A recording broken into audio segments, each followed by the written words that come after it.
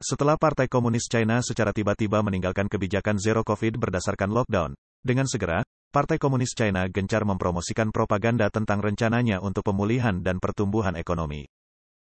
Namun para ahli mengatakan Partai Komunis China tidak dapat mengubah kesulitan ekonomi China hanya dengan kata-kata saja.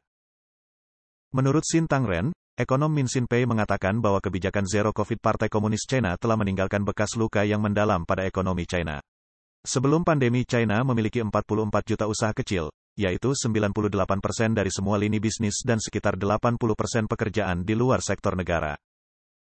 Tetapi lockdown yang terus-menerus dan ketat yang diperintahkan oleh Partai Komunis China telah membangkrutkan banyak usaha kecil, sangat memperlambat pertumbuhan ekonomi China dan menutup jalan keluar dari kemiskinan bagi ratusan jutaan pekerja di China.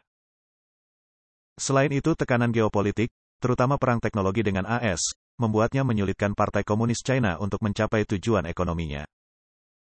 AS telah menunjukkan tekadnya untuk membatasi akses semikonduktor ke China. Oleh karena itu, Belanda dan Jepang setuju ikut berpartisipasi bergabung dengan AS dalam meningkatkan tekanan terhadap China. Dukungan implisit Partai Komunis China atas invasi Rusia ke Ukraina telah memperburuk hubungannya dengan Uni Eropa.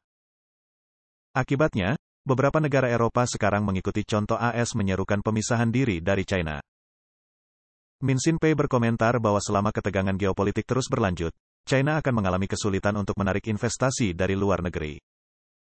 Min Xin Pei mengatakan bahwa Partai Komunis China berbicara tentang pertumbuhan ekonomi tetapi belum mengumumkan rencana terkait atas hal ini dan tidak ada tanda-tanda akan melakukan reformasi.